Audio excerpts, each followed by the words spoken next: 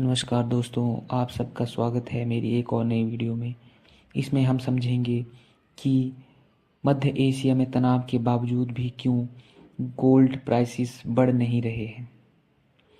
Geopolitical conflict के दौर में इन्वेस्टर्स सुरक्षित इन्वेस्टमेंट विकल्पों का रुख कर रहे हैं, जिससे आमतौर पर तेजी आती है। हालांकि इस वीक अमेरिका, इजरायल और ईरान के बीच बढ़ते तनाव के बावजूद सोने की कीमतों में कोई खास उछाल नहीं आया है। इसके विपरीत सोने की कीमत एक सीमित दायरे में ही बनी हुई है, क्योंकि कई प्रतिकूल कारक आगे की वृद्धि को सीमित कर रहे हैं। वे कारण क्या हैं?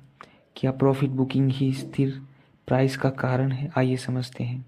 2025 के अंत और 2026 की शुरुआत में गोल्ड की कीमतों में जोरदार उछाल आ चुका था, जिसका मतलब है कि जियोपॉलिटिकल रिस्क प्रीमियम का बड़ा हिस्सा मौजूदा कीमतों में पहले से ही रिफ्लेक्टेड हो सकता है। इसीलिए व्यापारी युद्ध से जुड़ी न्यूज़ के कारण पैदा हुई कीमतों में राइज का यूज़ लॉन्ग पोजीशन बनाने के बजाय मुनाफा बुक करने के लिए कर रहे हैं। थर्सडे के सेशन के दौरान MCX गोल्ड ने मुनाफा वसूली के बीच 1,61,142 के लेवल की ओर गिरने से पहले ब्रीफली लगभग 1,63,142 रुपीज़ का इंट्राडे हाई को टच किया। अन्य कारण क्या क्या हो सकते हैं, जिनमें से एक प्रमुख है ब्याज दरें। सोने की कीमत पर असर डालने वाला एक अन्य मेजर फैक्टर जियोपॉलिटिकल अनसर्टेनिटीज़ के बीच ग्लोबल स्तर पर हाई इंटरेस्ट रेट्स की पॉसिबिलिटीज़। बॉन्ड और डिपॉजिट्स के अलावा सोना कई आय उत्पन्न नहीं करता है। मेजर सेंट्रल बैंक्स द्वारा इन्फ्लेशन से निपटने के लिए ब्याज दरों को हाई बनाए रखने के लिए निवेशक तेजी से अट्रैक्टिव हाई इनकम देने वाली निश्चित आय वाली प्रॉपर्टीज में फंड्स को डाल रहे हैं। अब बाजार का ध्यान अमेरिका के महत्वपूर्ण आंकड़ों पर केंद्रित है। ये आंकड़े फेडरल रिजर्व की इंटरेस्ट रेट दृष्टिकोण के बारे में उम्मीदों को आकार देने में महत्वपूर्ण भूमिका निभाएंगे और सोने की कीमतों में अगले बदलाव को प्रभावित कर सकते हैं।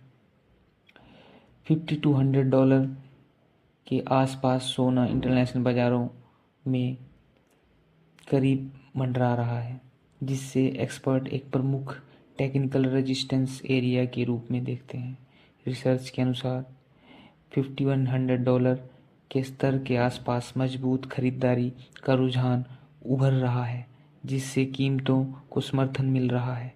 हालांकि $5,200 के ऊपर निर्णायक बढ़त हासिल करने के लिए मौजूदा जियोपॉलिटिकल घटनाक्रमों की तुलना में कहीं अधिक मजबूत कारक की आवश्यकता हो सकती है। इन सभी कारणों का प्रभाव बाजार में तेज उछाल न आने के बावजूद अनसर्टेनिटीज के दौर में सोना एक महत्वपूर्ण बचाव विकल्प बना हुआ है। विश्व स्वर्ण परिषद का मानना है कि निवेशकों के लिए सोना संकट के बचाव का एक प्रमुख साधन है। फिलहाल जियोपॉलिटिकल कीमतों में किसी भी तरह की तीव्र गिरावट को रोकने के में बाधा प्रतीत हो रही है। आज के समय में सोना महज आभूषण नहीं, बल्कि एक विश्वसनीय फाइनेंशियल एसेट है। बढ़ती इन्फ्लेशन में बाजार में अस्थिरता और ग्लोबल अनसर्टेनिटीज के दौर में सोने में निवेश करना पहले से कहीं अधिक महत्वपूर्ण हो गया है और सोने की खरीद बिक्री विश्व स्तर पर आसानी से की जा सकती है। भारत में बैंकों, ज्वेलर्स या डिजिटल प्लेटफॉर्म पर उपयोग करके सोने को तुरंत नकदी में परिवर्तित किया जा सकता है। सोने में निवेश के लिए विभिन्न प्रकार के विकल्प हैं।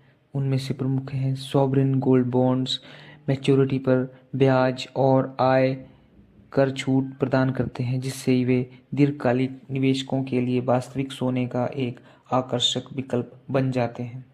बैंक भी शुद्धता प्रमाण पत्र के साथ सोने के सिक्के बेचते हैं और यह भी सेफ ऑप्शन है, पर कभी कभी ज़्यादा महंगा भी हो सकता है।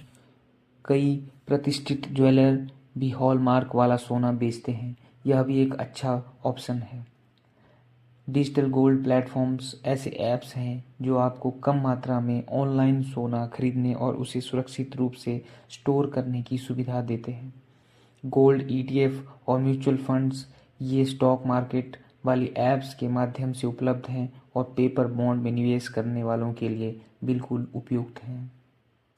तो इससे आपको अंदाज़ा लग ही गया होगा कि अभी सोने की कीमतों में उछाल ना आने का क्या कारण है। धन्यवाद दोस्तों। जय हिंद। मिलते हैं अगली वीडियो में।